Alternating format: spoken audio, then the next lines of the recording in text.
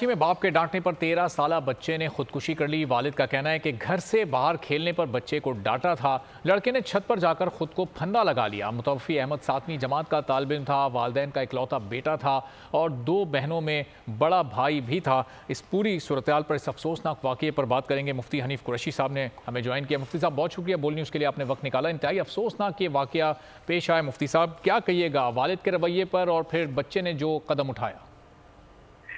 बिस्मिल्लाहिर्रहमानिर्रहीम। देखें, बुनियादी तौर पर हमारे मुआशरे में ये चीज़ें बढ़ती जा रही हैं और इसकी बुनियादी वजह हम सब लोगों की इस्लाम से दूरी और दूसरे लफ्ज़ों में इस्लाम से बगावत है।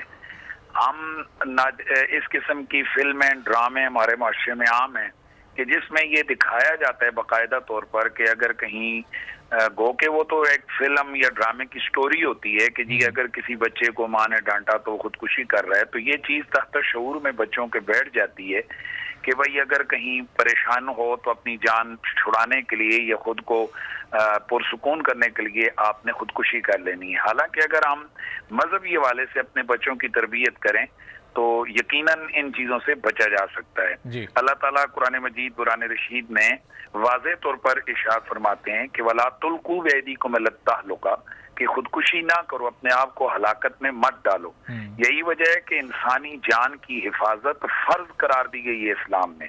और अगर नमाज, रोज़ा, हज वगैरह इस तरह की इबादत के अंदर भी आपकी जान जाने का अंदेशा हो तो वहां पर बहुत सारी सहूलतें हैं। मसलन अगर नमाज पढ़नी है, वुजू करने या गुस्ल करने की वजह से आपको तकलीफ होने या आपकी बीमारी लगने या बढ़ने या आपकी जान जाने का अंदेशा है तो आप तयम्मुम की तरफ आ जाएं। इसी तरह हज के लिए जा रहे हैं, रास्ते में जान जाने का अंदेशा है, अमन वमान ठीक नहीं है, तो हज आपका मौखर हो जाएगा या हज बदल की तरफ आप चले जाएंगे। यूं ही अगर आप रोजा रखते हैं, रोजे की वजह से आपकी जान जाने का अंदेशा है तो शरीयत कहती है कि आप उस रोजे को मौखर कर दो। आप जब सेहतमंद हो तो रोजा रखो।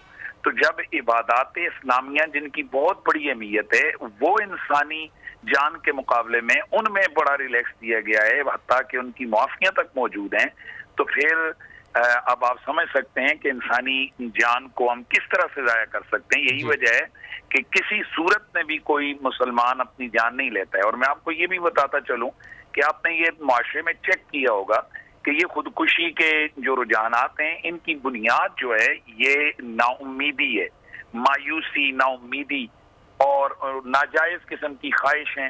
जब इंसान उनके पीछे पड़ता है तो फिर वो नाउम्मीदी की तरफ जाता है। बिल्कुल ठीक फरमाया मुफ्ती साहब ने। बहुत बहुत शुक्रिया मुफ्ती हनीफ कुरैशी साहब, बोल न्यूज़ से गुफ्तगू के लिए। सब्सक्राइब करें और बेल दबाएं ताकि कोई खबर रह न जाए।